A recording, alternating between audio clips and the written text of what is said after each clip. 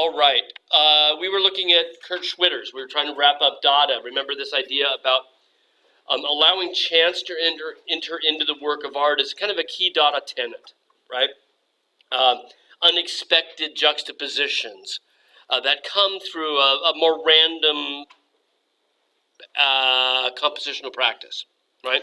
It's not always random, right? I mean, I get the feeling looking at Schwitters that there's nothing particularly random about this, right? I think sometimes it's very, very well thought through. You look at some of Picabbia's drawings, that incredibly precise sort of mechanical drawing he's doing. There's nothing particularly random about that. What's random, I think, is the choice of subject matter, right? Much more, but even that's not really random. It's just kind of unexpected, right? And Dada brings that idea, chance is the unexpected, right? That's the whole bottom line, is that chance is the unexpected. And Dada brings that in as a theme into art. And again, it's their reaction against the horrors of the war and how technology had sort of led us to more efficient ways of hurting each other. And Dada reacted against that. But again, it continued to spread into the early part of the 1920s. And one could argue that it's still there in the 1960s when you're looking at pop art, for example. Andy Warhol, who might be a name that you recognize, right? Jasper Johns, Jackson Pollock in the 50s. These are all people who benefit from some of the things, some of the ground that was broken by Dada. So we were looking at Kurt Schwitters, who was kind of a one-man Dada show in Hanover, Germany. And we talked about the fact that Dada spreads to Germany and other centers after the war. And we looked at Dada Berlin. It sweeps up a lot of the expressionist artists, not all of them, but a lot of them get swept up into Dada, in particular George Gross. And Schwitters is sort of Dada Hanover, and he's it. He's the entire show, right? And in a way, that kind of makes sense because his form of Dada is really, you know, this Merz thing, based on the German word Commerz, right? Merzing for him was a particularly unique approach to making art, and something that he alone seemed to be exploring, right? So remember that Merz was this idea of remnants of found objects that relate to commerce, and seeing through the commerce of the everyday, right? Commerce is very much earth-based, right? I mean, commerce is about buying and selling things, right? It's very tangible, palpable, physical. And by collaging them, by painting over the collage, by merzing them, what Schwitters does is he hopes that we see beyond that to something greater, something else, behind the surface of commerce, right? And this is why he gives the finished works, of which there's only a couple dozen, gives the finished works these names that evoke the firmament, right? The heavens, radiating worlds, right? They have this idea of being something that's metaphysical rather than physical. Now, like I said, there's like a dozen or so, couple dozen finished paintings, the larger things, but he did a number of smaller works that he called Merz sketches as well, which are smaller collages with some of the same ideas. So these are both at the Phillips, and while the painting itself is about, I want to say 3.5, 4 feet tall, right? The other ones are your standard sort of study size, right? And he gives them titles that don't really tell us anything. Unintentional pun. He gives us these titles that don't really inform us, but nor give the kind of broader illusions that the larger Merzbilder give us, but instead just simply are titles that he's given them, right? And Phillips has a couple of these, and this is the one I had a better photo of. But again, receipts and calendars, right? All of these things that are about the exchange in the physical world, right? In this case, mercantile world, are elements that that give these things their meanings, right? So he sees the smaller ones as sketches that help him to work out his ideas that he can then work out in the larger ones. Although there's never a one-to-one correspondence because, again, he's using found objects, right? And so in the smaller works, the found objects will have a relationship to the overall composition that's different from the larger works, right? Because if you've got a receipt, right, or a ticket stub, or a bus ticket, on the smaller ones, it's going to play a much larger compositional role than it will on the larger ones, because he still is using the found objects, right? He's not translating it bigger. So there you can see that the larger ones are significantly busier, right?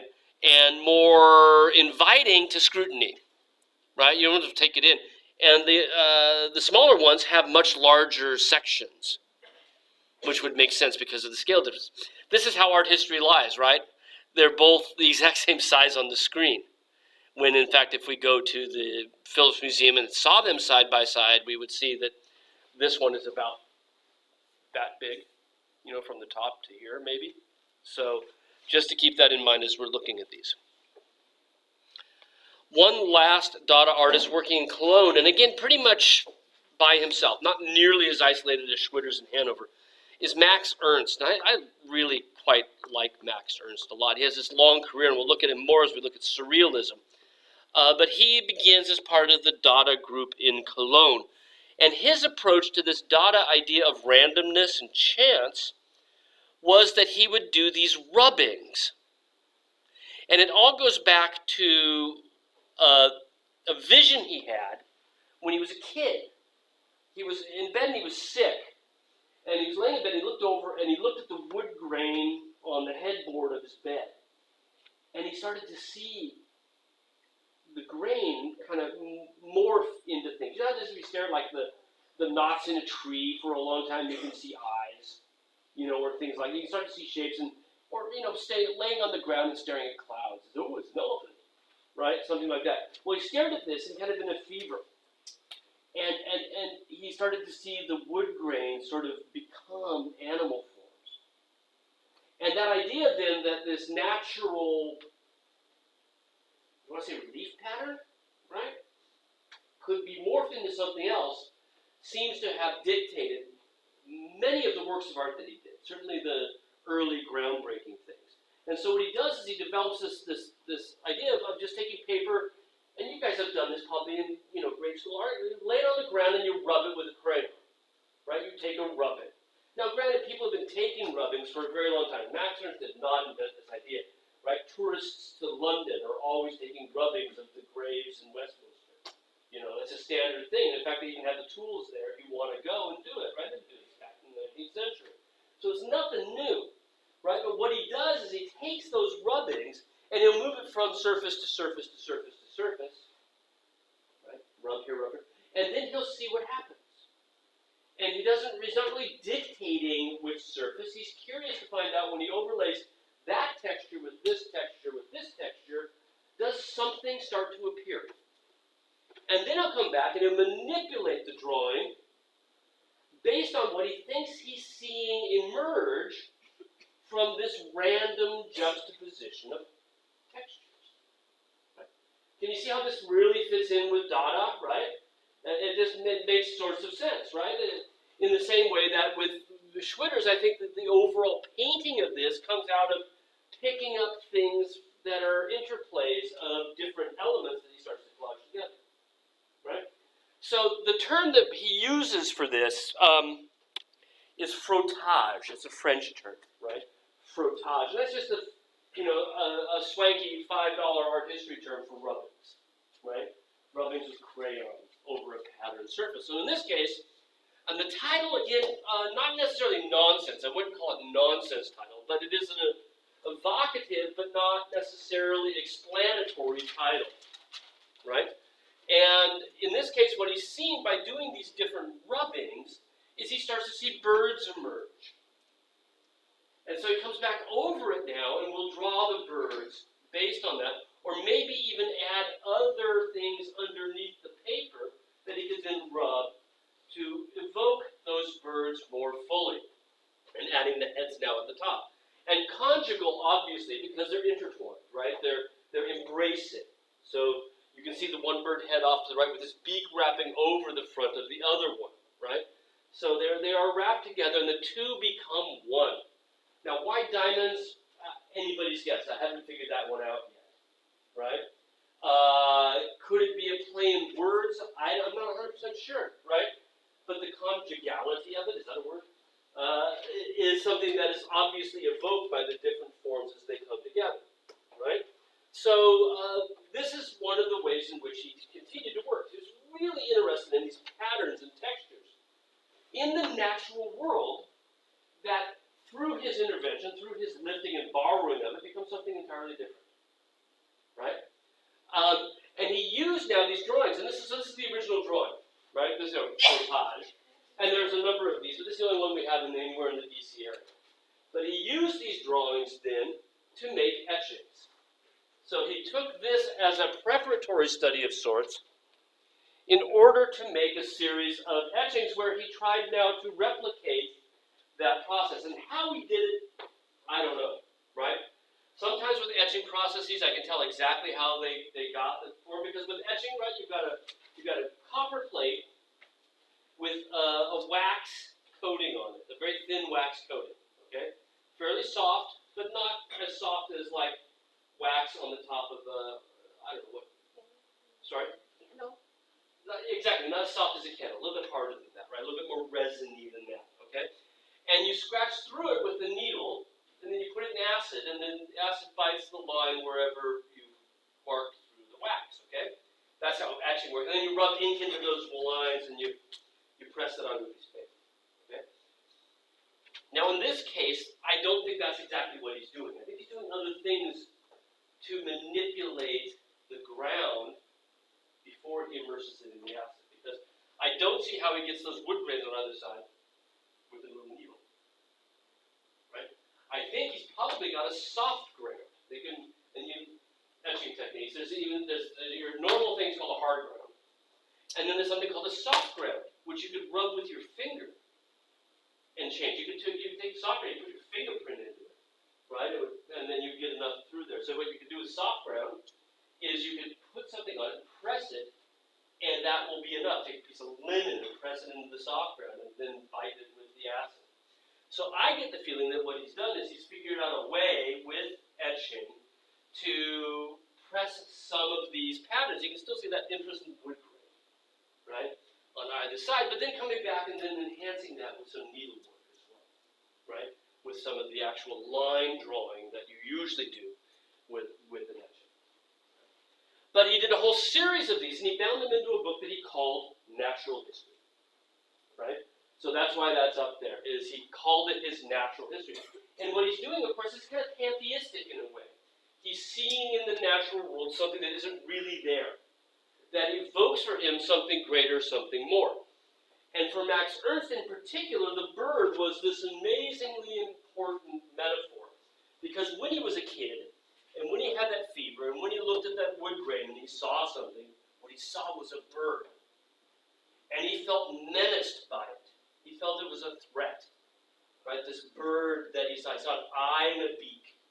And the rest of it was where, okay, I hope this isn't TMI, but sometimes at night, like if I'm reading, I'm getting really tired, I start to see like the white spaces between the words on the page of the book I'm reading. And they start to make these patterns. You ever had that happen? Yeah. You're really tired, right? And these things get a little blurry. It's the end of the night. You're laying there. You're trying to get to one more page because you've got to get it read by the morning, right? And you're looking at it. All of a sudden you start to see these lines going down the page, almost as if it's like ghost writing or something, because your eye's getting just a little bit blurry, and you're picking up the spaces between the words in a way. Anyway, that's the sort of thing he sees, right? Only a step further. He takes it and does something with it, right? But it'd be kind of fun to do something. Take a book you don't care about, you know? Yeah. And then you start to think, oh, am I going psychotic, though? Because, you know, is it writing from heaven? It says, Mark, time to go burn down the house, or something like that, right? If it starts to say that, then I start to worry. But so far, it's just good patterns. Right? In any... don't call the cops on me. Right? So at this point, he sees, that's what he saw, right? Birds, and for him, this is kind of funny in a way. He said it was menacing, but he named it Lop Lop. L-O-P, Lop Lop, hyphenated, right? Lop Lop, the menacing bird. And he eventually took was his alter ego, his persona. But we see throughout the course of his career, we'll see this as we continue looking at Max Ernst, that birds were really important as a metaphor for him. But also we think about what Schwitters was doing, and others, is birds are also this really kind of powerful symbol, in that they're natural creatures that are not earthbound. Right? They're natural creatures that traverse the physical realm on a certain level. Right? They can escape. Right? Which we can't. We're bound by gravity in a way that, I mean, they are too, but they can defeat it, at least temporarily. Right? So, anyway, this is where Max Ernst is coming from. This is how he starts, right? Beginning in Cologne. Now, these were done not in Cologne, however. These particular ones are a little bit later in his development. I don't have any early Max Ernst for you, right? But in 1921, Max Ernst left Cologne and moved to Paris. And what we're going to see is that a number of artists, particularly Dada artists, who settled in Paris, become the core group of the Surrealist movement. This is key, right? These ideas that are coming out of Dada form the basis for Surrealism. But they're not really Surrealist yet, because we tend to reserve the term Surrealism for works of art that are done after there's a Surrealist manifesto, after they've articulated what Surrealism means. Now, Max Ernst is right on the edge, because the Surrealist manifesto was written in 1924. So Max Ernst starts as a Dada artist. The only works I have to show you by Max Ernst are after he became a Surrealist. Does that make sense? So I guess if you got him on the exam and you said Dada or Surrealism, I'd be okay with that, right? Either way, because he's right on the edge. He begins as Dada, continues as Surrealism, right? And it's after he moves to Paris. So let's see what's coming up. Right, so Surrealism. Surrealism is founded when this guy, a poet named André Breton, writes the Surrealist Manifesto. He's a poet, as I just said, right? And he has this idea that Surrealism can help us to understand the human condition better. Now, what is Surrealism? If we break apart the word surrealism, sur in French, S-U-R, means above. Right? On top of. Right? That jar is le coupe là est sur la table. Right? Sur la table, right? That cooking store. Right? On the table. Okay? So surrealism means on top of realism, above realism. Okay? In other words, it means the same thing, the exact same thing as metaphysical. Right? Meta, above, physical, the world. Right? Surrealism, metaphysical. These are basically synonyms, although the word surrealism hadn't really come into prominent use until 1924 with Breton's manifesto. And so here's a pair of, notice he's got aviator's goggles on, and that cutout around his face. We started to begin to think back to Dada ideas, and remember Hugo Ball, who'd got that sort of lobster costume that he'd made, and he had to be kind of walked up on stage, right? That same idea, and we saw it all over Bauhaus, right? When we looked at them dressing up as robots and whatnot, right? All of this idea of changing who you are to change your physical characteristics. And so here is Breton. I just love this photograph. I think it's just fantastic, right? It's pretty cool. It makes me just think about, like, we're so darn serious all the time, you know, when we're doing things. And there's something, I think the Surrealists are very serious, but at the same time, you get the sense that they sort of know how to play with it as well. Well, he writes the Surrealism Manifesto, like I said, 1924, right? And at that point, he's very critical of Dada. The point of writing the Surrealist Manifesto is to say that, you know, Dada, whether it's Dada visual art or Dada poetry, had become too commercial, he said. It was trying to sell itself too much. and that surrealism was going to get back to being non-commercial, get back to being about ideas, and these ideas about who we are as people, our souls, what binds us together, what makes us human. Right? That's what he wants us to get back to. He's also pretty critical of visual art, Andre Breton is at first. He says the problem with visual art is that it can't be spontaneous. Visual art is way too meticulous and way too process-based, regardless of how you do it, to truly be spontaneous enough to reflect the human spirit. Right? And so what the surrealists focus on with this idea of trying to emphasize the human spirit in its true, unadulterated, unfettered form is they focus on dreams. Right? Dreams for them become a crucial metaphor for how to get to who we truly are in the metaphysical realm, right?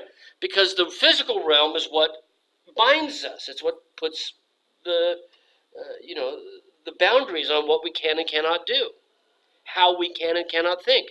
And if our thoughts are to be truly free, and we as artists, people are to be truly free, we have to find a way in which we can, or embrace those times in which we aren't hemmed in by external constraints, such as social organizations, right? Like governments, religions, or where we're not hemmed in by even physical laws like gravity, right? And dreams are the perfect place for that because nothing's logical, right? None of the rules apply. Things happen. You have no control over them. And by tapping into our dream state, we can find out who we truly are, because that's where our emotions, our ideas, our thoughts come out in their purest possible form. Where I'm not going to, up here I tell you guys things that are written out, right? In my dreams, my thoughts come out without sort of worrying about what people think about them, because they're just there, right? And this whole idea of looking at dreams as a way of focusing on what is our true character, that's also been around a while. That goes back to like the 1890s. That goes back to Freud. That was Freud's principal idea about how to help people to grasp their nature, right? Come to grips with being alive, right? Freud said the way to do that is to analyze our dreams. That through analyzing our dreams, we could figure out what the heck is going on, right? Why do I react this way, right? Why do I love that person and hate that person? Freud says the answer is available when we can get past the constraints of the world. And so for Freud, it was two places, dreams and childhood. These are the places where we find the clues, right? These are places where logic hasn't stifled us, where society hasn't told us to tamp it down. You can't think that. So dreams and childhood, right? Important metaphors for a Freudian psychoanalytic analysis of character. Okay? Breton is influenced distinctly by this idea and wants to use art rather than hypnotism or the psychiatric couch, right? Use art as a way of getting to these things that make us truly who we are as individuals or who we are as parts of humanity. Okay? But again, if it's going to be that immediate, he says that there's a problem with visual art because visual art has this process that gets in the way. Okay, we'll come back to sort of how he conquers that, right? Because there is a way in which he definitely does. But let's continue to look at Max Ernst, right? Because this idea of childhood and dreams are absolutely crucial for Max Ernst and the way that he continues to work as a surrealist artist. I wanted to show you one of his most famous works up in MoMA, just because I love it, and I get to do that, right? I'm up here, I can just show you stuff I love, and not have to even justify it beyond that. You know, you guys should see this because it's really cool, right? And this is a box with found objects, and again, that sort of post-Dada idea of juxtaposing things in a way that's surprising and novel is adopted wholeheartedly in the surrealist movement. So 2 children threatened by a nightingale. Aha, right? There we are. There's Max Ernst's childhood memory affecting now who he is as an adult. And rendered for us in a very dreamlike state. In fact, if you guys, can you close your eyes and imagine what a Salvador Dali picture looks like? He is so behind the times, right? He doesn't start doing those things for another 5 years after this. It's not until he gets to Paris and sees Max Ernst. I hate Dali. I just think he's like the biggest rip-off artist. Well, one of them. Speaking of big rip-off artists, did you see the news? That Leonardo da Vinci? $450 million counting the fee. Right? Whoa!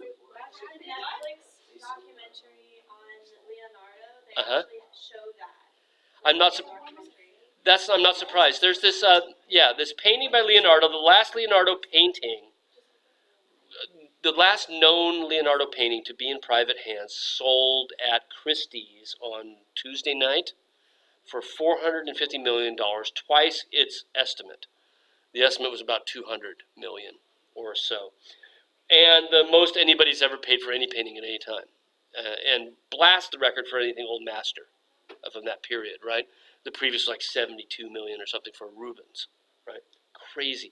And it's not everybody thinks it's a Leonardo. That's the big thing, right? There's some parts that are pretty good. There's some parts that are pretty dicey. There's a lot of artists that he was working with in Milan that might have a hand in that thing. They marketed it. This was kind of funny, but they marketed it as a Da Vinci when nobody in the art world calls him Da Vinci, right? Leonardo. Everybody in the art world calls him Leonardo because Da Vinci doesn't mean anything. It means he's from Vinci, right? So anyway, they the lost Da Vinci. So all the Dan Brown people come out and buy. There's a big ripoff, worse than Dali, right? Okay, well. Neither here nor there. I never liked it, by the way. I'm probably wrong. I'm not a connoisseur. I don't do connoisseurship. I don't do like this is or is not, but I never really thought that looked that much like a Leonardo. There's a couple bits that do. And they bought it for less than 10 years ago, $10,000. You talk about a little bit of a profit, huh? So only 449,000? No, 400 and... Yeah, do the math, right? Huge profit margin there. Okay, let's get back to Max Ernst. He's taken a... I'm sorry for interrupting. Can we come? I haven't watched it. I will, but not right now. Send me the link. Is it on? Okay. Coming back to Max Ernst, right? If we look at this work, we can see that what he's done is he's found a picture frame, right? He didn't build it or anything. It seems to be a found picture frame, where he's painted the innermost rim of the picture frame, right, at different levels based on the landscape. And you can see the fence on the left becomes the red of that inner level, and then a piece of slate on the background, or a piece of wood that he's painted, right? But it's a three-dimensional object with these bits that are glued into it, right? Which I think is really fascinating, a piece of glass on the front, right, held down. And it just makes me want to make, something about this makes me want to make art. I just think this is really fantastic, right? But he's got these bits that he's constructed. There's a gate that's open, and we can see this landscape. There's a little, is that just a information kiosk, right? The place with bulletin board, right? Or the front of a little house. There's a large button-like object glued into the corner. And he's painted the background with these shapes that are evoke architecture, right? So this kiosk-like element on the right looks like it's the front edge of a very, very long sweeping wall that moves back to a triumphal arch from ancient Rome, and what looks behind it to be almost quasi-Islamic architecture, right, behind that, or maybe a medieval church, right, with a dome. Right? And the title, Two Children Are Threatened by a Nightingale. And as we look more closely at this sort of nocturnal, quasi-nocturnal landscape, right, and by the way, since it was painted in French, there it is. Deux enfants sont menacés par un rossignol M. Ernst at the bottom, right? You start to realize that the painting of it is kind of violent, although not exactly so. So we've got what looks to be a crumpled dead body on the ground, right? And we have somebody running away from it there's our nightingale. In fact, what's fascinating is it's not the nightingale that seems the most menacing thing. And in fact, there aren't any children, right? These are adults. There's one child there, but it says deux enfants, right? Two children. So there are two primary characters, at least still living. And one of them seems to be murder. The other one seems to be kidnapping, right? And painted against this background. We can still see Ernst's interest in textures, and you can also see how three-dimensional that object is, right, that he's painted on. From this, you don't see how far out that comes. But you'll notice that the grass underneath is also still this interest in sort of textural qualities that now he's built up with paint, right? Max Ernst remains through his career interested in these dream-like elements, interested in the bird motif and various ways of approaching that, and, let's see, dreamlike bird textures, right? Remains interested in textures throughout his entire career. He's painted both of these things so they almost look like newspaper clippings. You know, they're in black and white, whereas everything else is in color. Anyway, I've just found this a very fascinating work that we should see. Now, when the National Gallery finally renovated the East Building just like a year ago and reopened it, they brought something out of storage that I had never seen before in my life that is now one of my favorite pictures in the entire National Gallery. It's about 7 feet across the base. Do I have the exact? 10 feet across the base. Sorry about that. I got it small, right? 128 inches, so it's 10, almost 13 feet, right? Left to right. Massive mural-sized picture, okay? By Max Ernst from 15 years later in his career. He's still in Paris at this point. He remains in Paris up until 1941 or so, until the Nazis invade Paris, at which point he flees to New York City, right? Spends part of his career there in the early 40s. And we'll talk about the importance of this. Is the same time that Piet Mondrian arrived in New York as well. And this confluence of these artists that are being shaken out of Europe have a huge impact on New York painting in the 1940s and 50s. Huge impact on it, right? Well, here, a moment of calm. Now, in 1939, of course, Europe is in turmoil, right? Nazis have invaded Poland. Things are going south. And Ernst, remember, is a German, so he's particularly attuned to what his country is doing, even though he's living in Paris at this point, now for 18 years, right? He's been in Paris, so been there for a good long time, but certainly would be particularly attuned. And so what is the moment of calm for him? I think it's definitely dreams. This is most certainly a dream landscape. And to me, I don't need anybody even to tell me that. I just think that this looks like dreams. It has that sort of artificial twilight, even though there seems to be an orb in the sky that suggests that it's day or night. We have other things in the sky as well that are just these forms, these sort of biomorphic forms up on the upper left that are moving their way through the sky. Now, they're not exactly birds, but there are birds to be found here. There are birds everywhere as you look at it, right? But before we look at them, I wanted to look at how he created this. And I'm kind of at a loss. I think it's fantastic because it shows this interest in texture and surface that we've associated with Max Ernst, right? But at the same time, I mean, he's using the palette knife or some sort of scraper, right? To drag through this. But the levels and the layers of color that he reveals through doing that, I think are absolutely fantastic, right? One of the things that he was doing with paint, which is similar to Frottage's, is he was actually just simply creating, using carvings and glues, he was creating textures that he would lay the paint, the canvas over the top of it, and then he'd rub the paint onto the canvas with the texture underneath it. So the paint would show up in these sort of textured regions. And then you get rid of the stuff that he created it with, right? So he's doing a frottage sort of idea, but with paint. And I think that with this, there's something about layers and scraping that has very much that same mindset.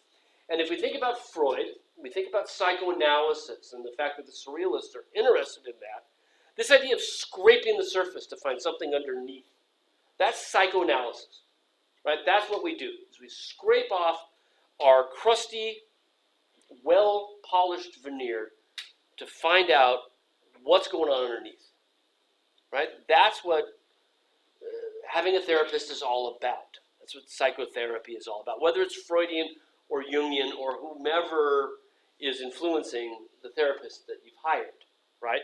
The idea is that we're going to get to what's really there under the surface.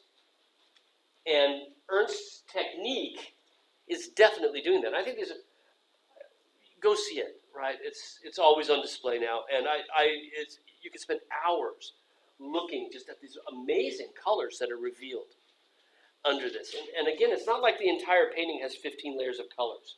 Right? I'm still kind of at a loss as to actually how that's created, right? But those blues and those reds and the yellows that appear through the greens that they've been scraped away are absolutely fantastic. We're just underneath the sun. You can probably tell from the color up around in the sky. And as he's doing this, right, he starts to create these animals, these birds and whatnot, right? I should have marked on here where we are. But again, the beauty of these colors are the sorts of things that you see, okay, again, as you fall asleep, right, as you move into the dream state, you move through a period of it's just sort of, if you have vision, things that you see when you're sleeping, there are things when they don't fit together. And then there's these little narratives that come up, right? Last night I had I'm not making this up. Last night I had a dream that Karen and I were traveling, and for some reason my sister was with us and my mom was with us. I'm sure a therapist would love to hear all of this, right? And we're traveling, and all of a sudden it goes to being, I don't know where we are, to we're in France. And the next thing I know, we're not going to catch that train, so we're going to go to a cafe, and we go inside, and there's this beautiful, wonderful monster fireplace.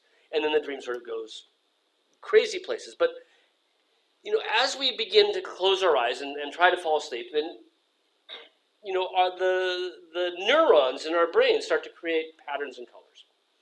And I think on a certain level, this is exactly what Max Ernst is getting at here, is this idea of a world beyond the visible world, a world beyond the physical world that we see every day. That there's something more behind it, and in this case, a moment of calm, there's something beautiful. Right?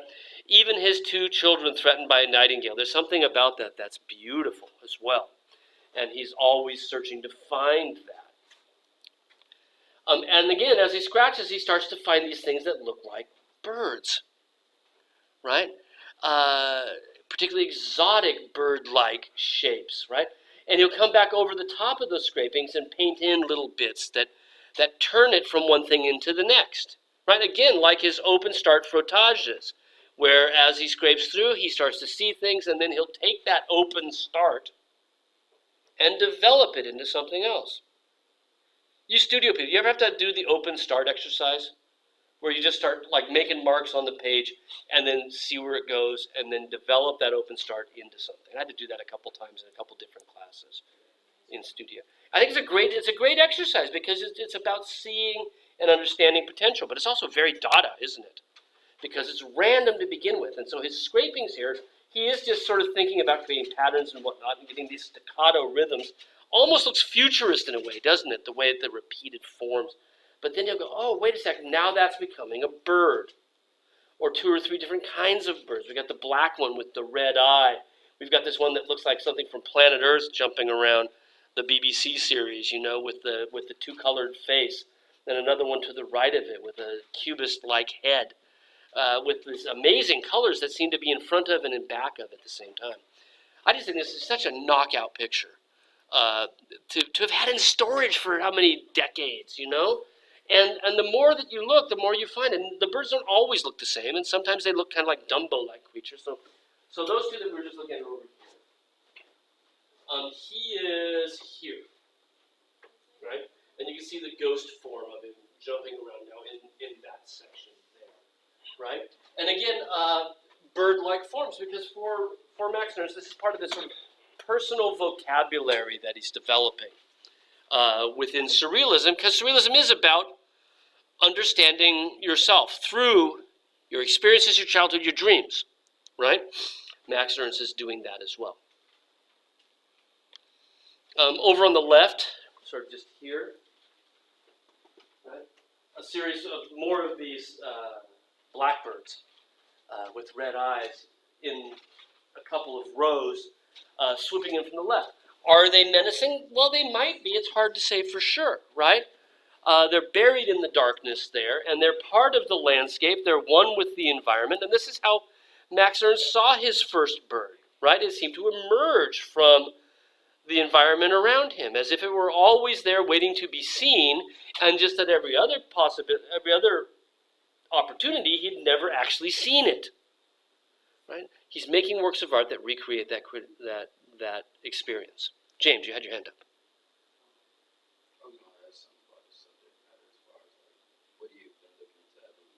Sorry. I think that's an interesting point. That yes, they're especially the one we saw before. This one has sort of like it's almost as if it's evolving in front of us, right? It's a bird with sort of human legs, or amphibious legs, right? Like a no, what? No, Lena's leg. What? Hunter said that it looked like a Pokemon, and then you said evolving, and then we were just like, what? Evolving. What was it? Because they do evolution. Yeah, like that's how you get your Pokemon, like dinosaurs. I don't know that stuff. Do I look like I do Pokemon? Look. There's no hair up here. You see that? I'm wearing tennis shoes, but I'm an old man, so. Yeah, those are fly kicks, by the way. Thanks. So James, back to you. Fly kicks. Fly kicks. Gotta write that down. James, your question about evolution. If we think about, I think it's a good. I haven't looked into it, right? I can't say for sure, but it sure does seem like it fits their ideas, right? Which is the idea of the primal nature of things and how everything.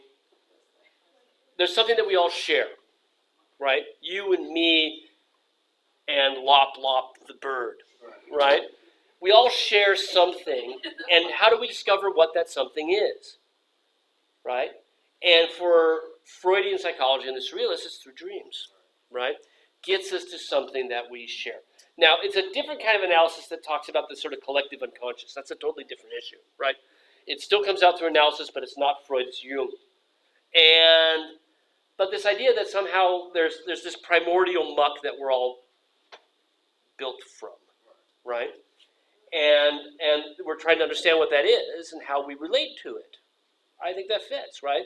To have the idea that and you wouldn't expect, I think you wouldn't expect Max Ernst's birds to look that much like birds. Sometimes they do, sometimes they don't, because he sees that as being something more than just a bird. And this goes, you and I were talking the other day about Platonic ideas, right? Plato and the idea of, so for the rest of you, right? Plato, the philosopher from ancient Greece, said that true knowledge doesn't exist in what we see in the world. True knowledge exists in the ideas that are inspired by what we see. So the true knowledge of a bird would not be a cardinal or a goldfinch or a robin, but would be something more akin to that, right? Which is none of those things and all of those things, right? So I think that there's something very, very similar to that with this idea of a bird that walks, right? A dinosaur, right? Because now we know, they didn't know then that dinosaurs are birds, right? That's kind of a fairly recent thing, last 20 years or so, with Jurassic Park and whatnot. That we know that dinosaurs are closer to birds in their anatomical and evolutionary structure than they are to reptiles, right? Many of them might probably had feathers, right? Which blew my mind because I loved dinosaurs when I was a kid, right? But yeah, it's the idea of getting back to something, right? That we've lost touch with because, we're too logical, we're too concerned with rules, we're too concerned with adapting to our social customs. And if we get back to something that's truly human rather than artificial, right, that would help us then to understand that all better. Yeah, Jamie. Is it all paint? As near as I can tell, it's all paint. Yeah. Again, NGA is free, man, but this weekend you guys are busy. And there's not a crowd here like there is at that stupid Vermeer show, right? Not that I love Vermeer, but there's a crowd. Did you see it? I haven't seen it yet. Karen and I may go over the Thanksgiving break, but that seems like it's going to be just as bad. Right? Okay, so Max Ernst, right, part of this Dada crowd, moves to Paris, 1921, originally a Dada artist, gets swept up into surrealism, and in fact, all of the Dada artists were surrealists. Another one is Man Ray, who we looked at, right? So Man Ray also moves from New York to Paris after the war. 1921, Man Ray arrives, does many of his most famous works while he's living in Paris. And he, too, gets swept up into surrealism. Because what separates Dada from surrealist? The manifesto, and not much else. A heightened interest in dreams. But many of the artists are in both.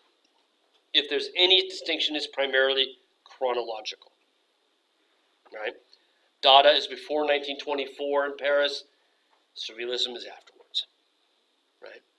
And with surrealism and with Breton, you get this greater interest in dreams.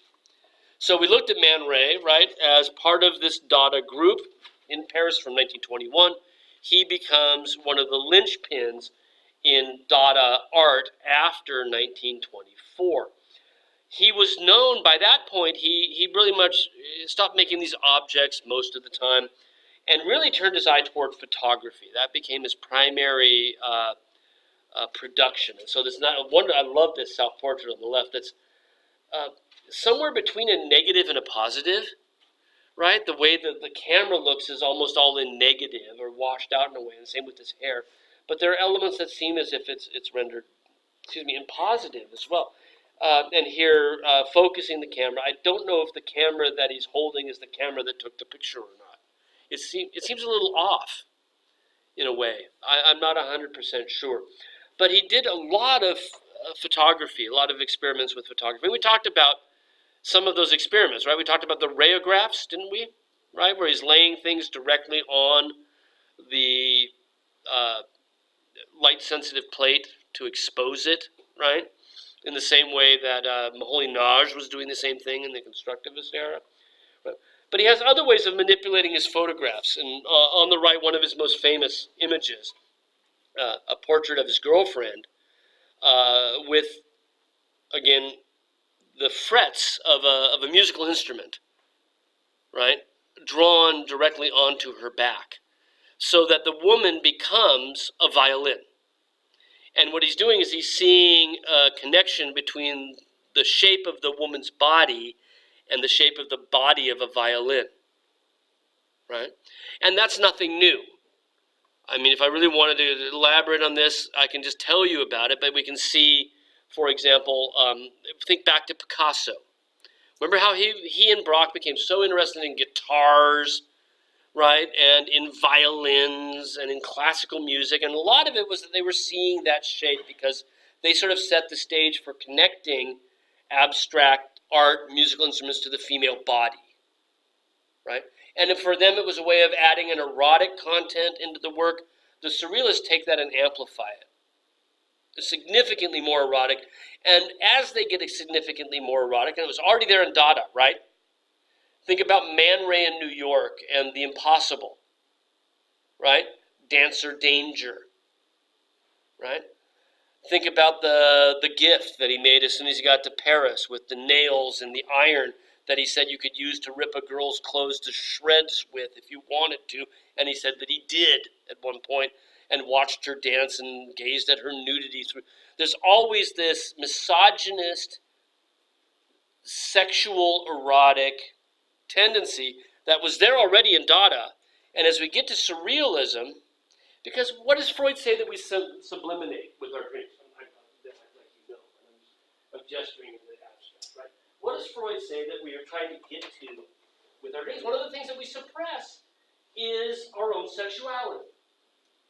That's one of the things, at least for Freud, that is one of the most important things, that if we can let that loose in a way and not suppress it as much, we're going to get closer to exercising our free will. And that free will is who we are as people, right? As individuals, as humans. Right?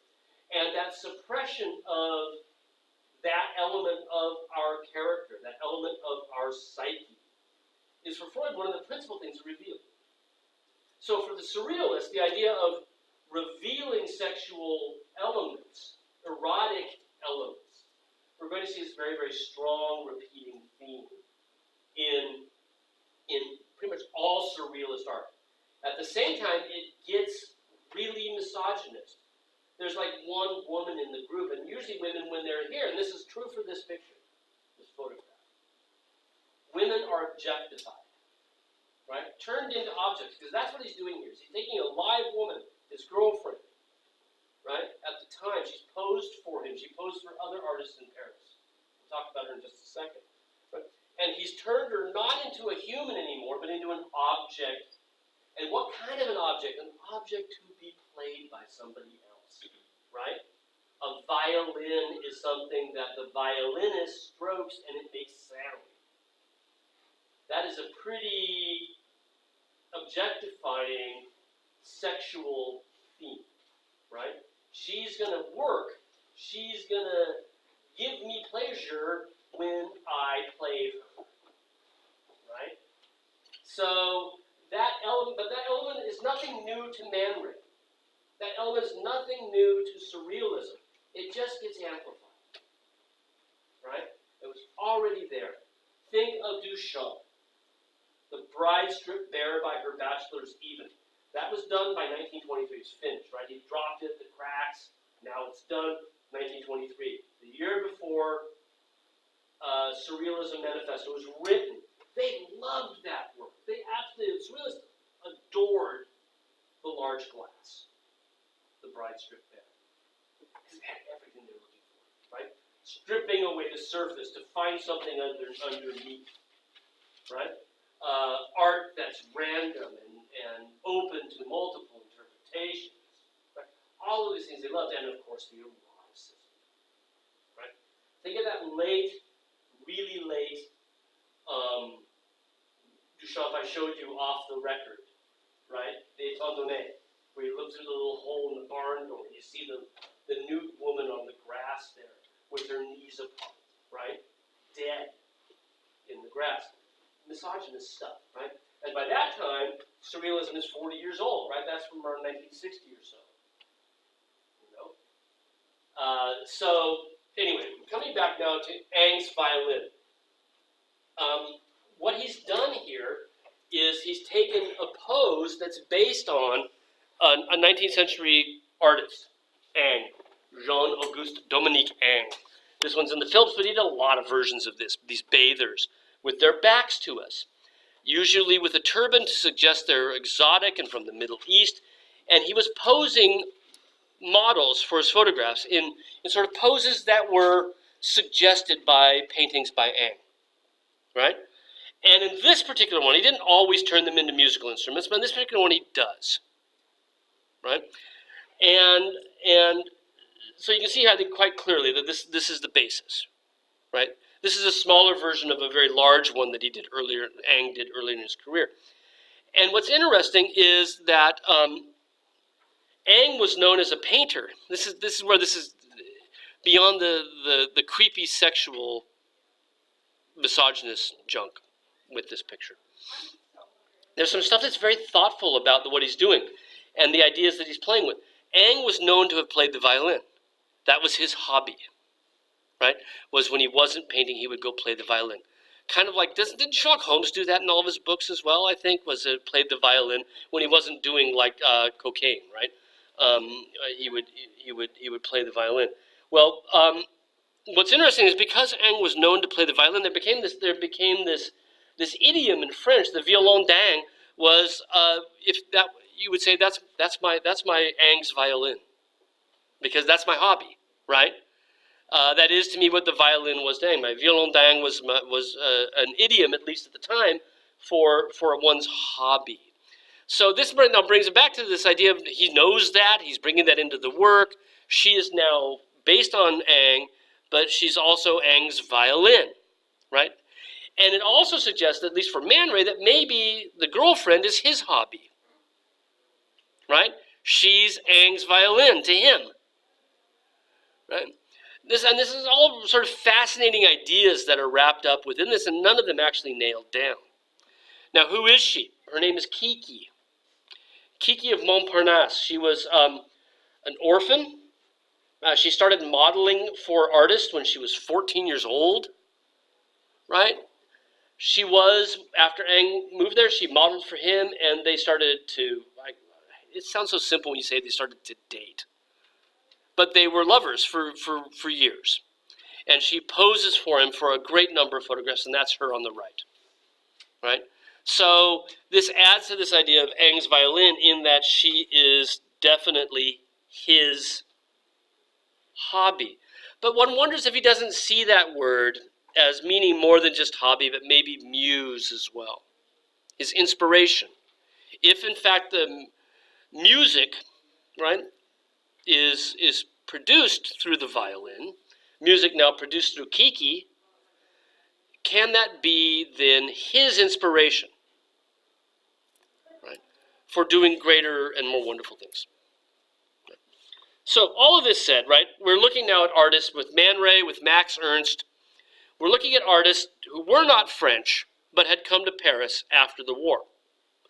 They were bred, if you will, developed as Dada artists, and they came to Paris to be part of Dada Paris in the early 20s, right, 1920, 1921. And when Breton writes the Surrealist Manifesto in 1924, these are two of the artists that become part of the core group of Surrealists, right? The only thing really that separates their Surrealist work from their Dada work is 1924, is the manifesto and the interest in Freud, right? Sigmund Freud, that was brought about when that manifesto was published and picked up by artists, right? Now, as I mentioned,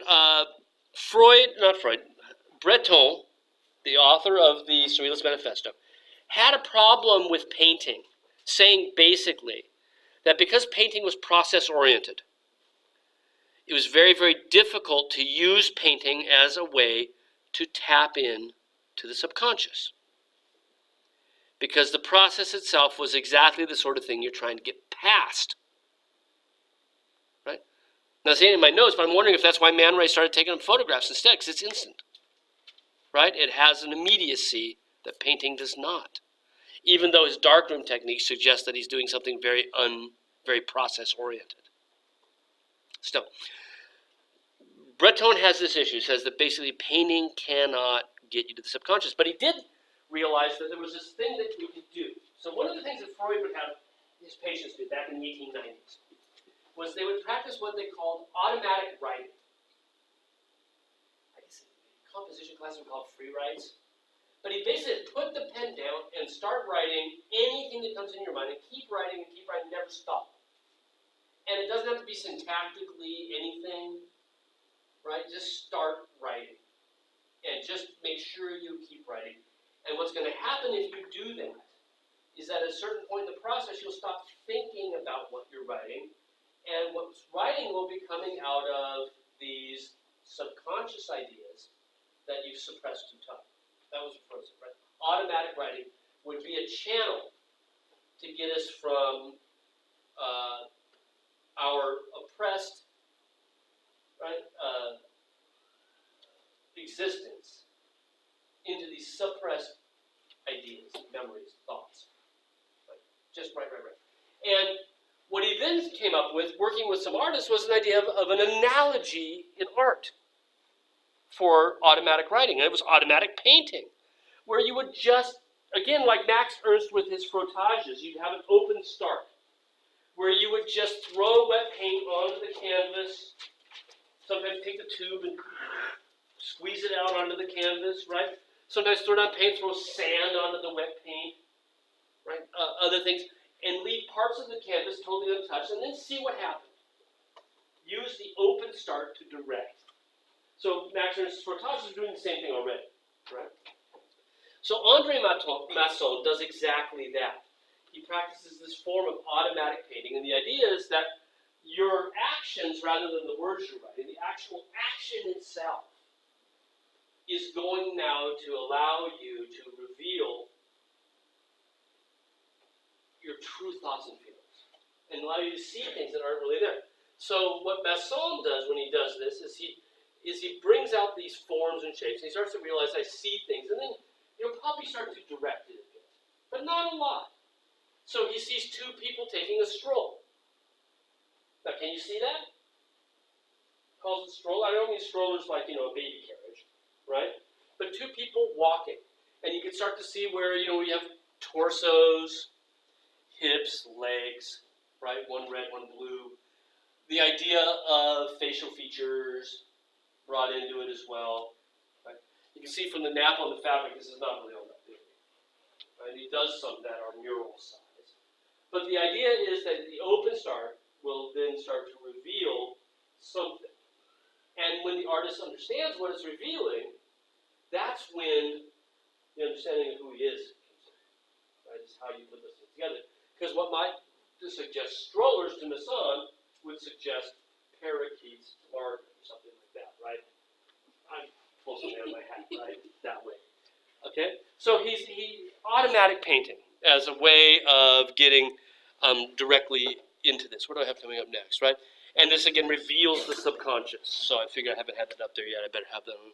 And I have a nice detail that we can see here what he's done. He's actually, some of the places he's literally taking the, I don't think he's squeezing it from up above like Jackson Pollock. I think he's taking the paint tube and he's going right onto the canvas like this, and just going, right? And taking the brush out of the equation, right?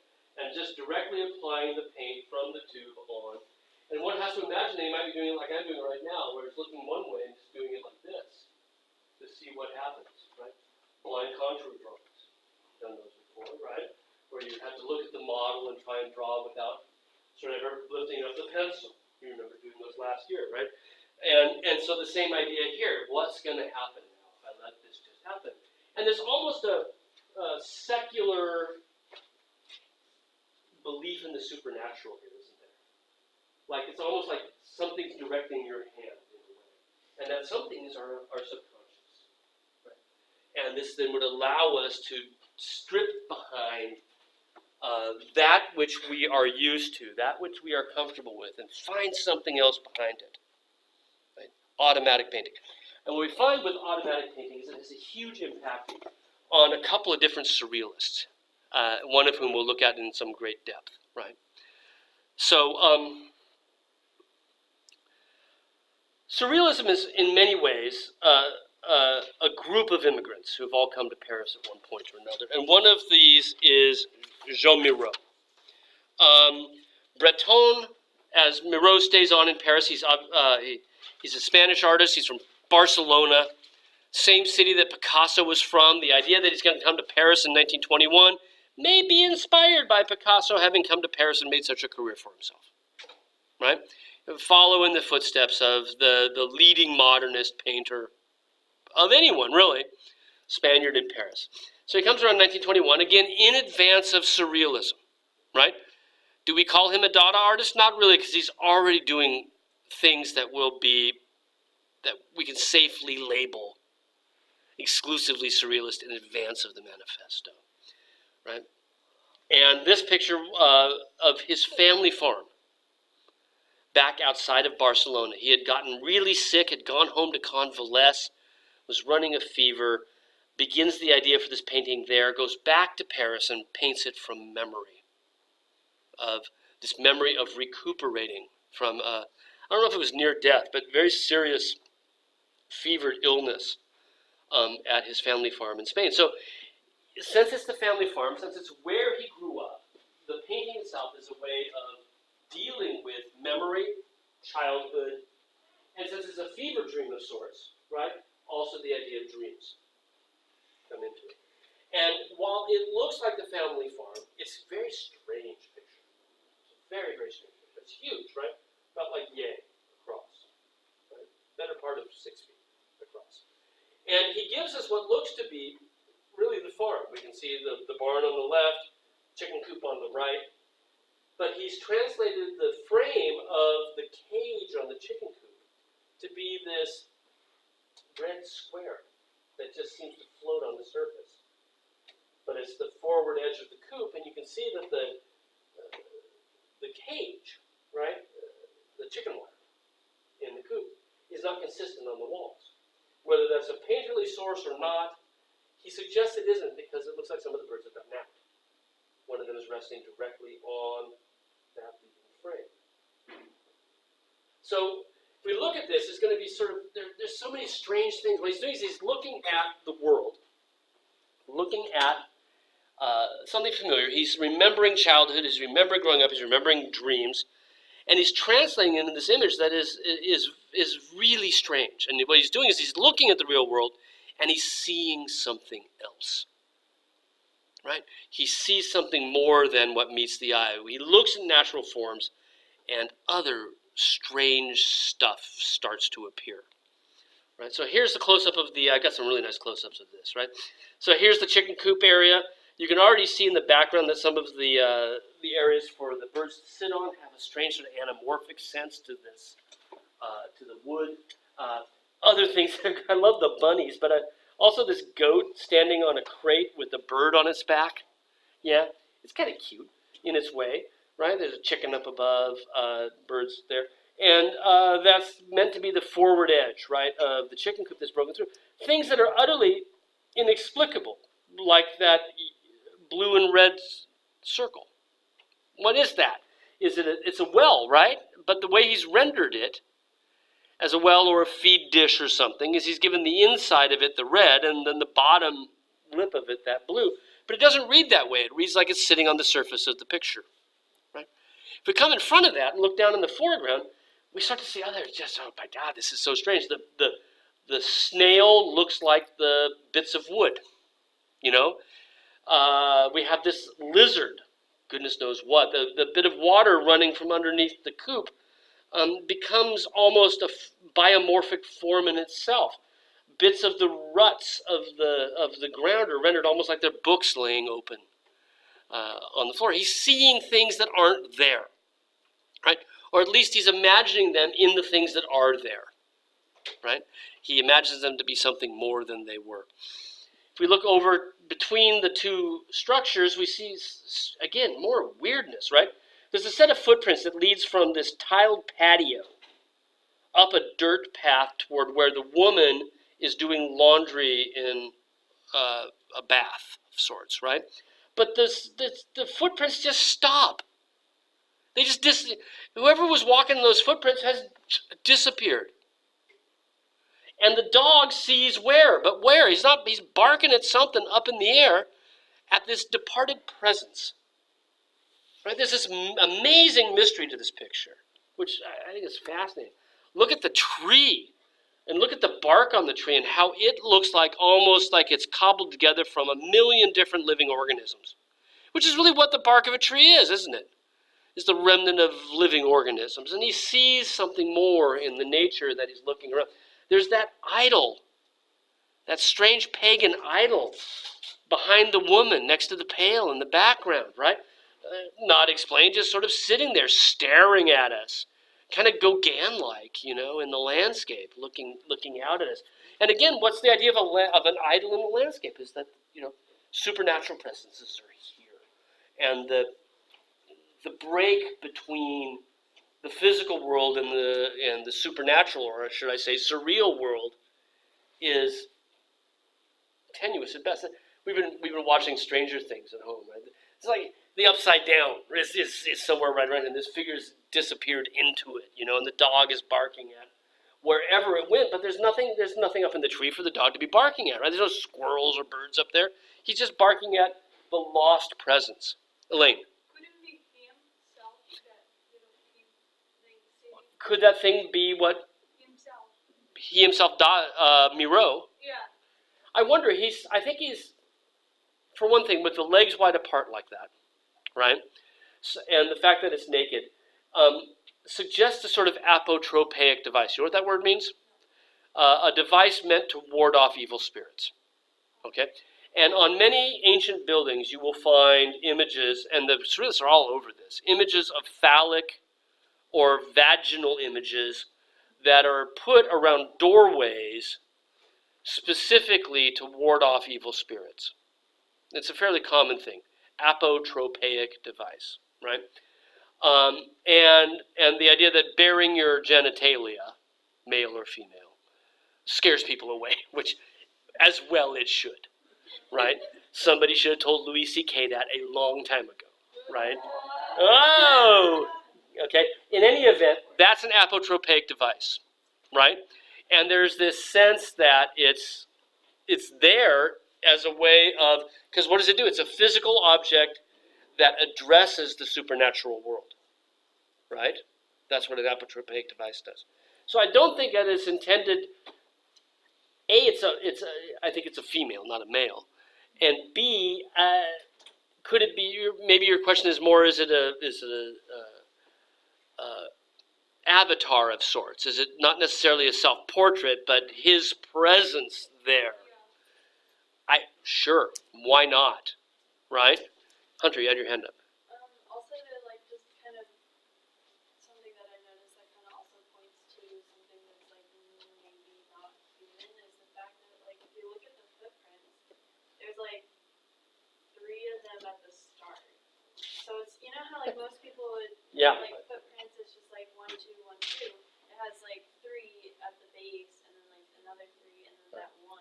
That's right. So it's something that maybe has legs. Yeah, or it's not another option. So yes, the footprints are odd in that they're not.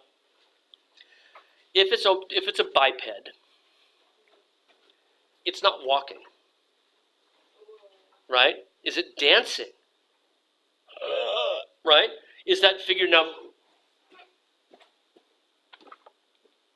right? And doing some sort of ritual that leads then to the vamoose, right? The big disappearance. Yeah? It's obviously full of these questions, right? And so Elaine's question, right, and this question are the things, and that's what surrealism often we see are the questions that are raised, things that are alluded to without actually bringing them together, because that's what dreams are kind of all about, right? Is you don't get it. You can't figure out why, right? The last thing, and then we'll pick this up, is how he renders the moss and the wall on that stucco wall is really kind of creepy in its way, right? And again, here's our Stranger Things, right? Is these tendrils that come down on the wall. He's looking at those and he's seeing other stuff. And what we'll find, and we'll see this on Tuesday, and yes, there's class on Tuesday. See how many people are here. I'll talk to myself about Miro. But this form appears regularly in his art. And it's something else that Dali rips off, right? Miro is he's terrific, I think. Because, well, within a few years, it leads him to here. This is just the first step to going full on into abstraction in these forms. And there's that form that we saw on the wall of the farm is now reappearing as the mustache of this man. There's his eyes, there's his hat, this is his mustache. We'll talk more about it. on Tuesday.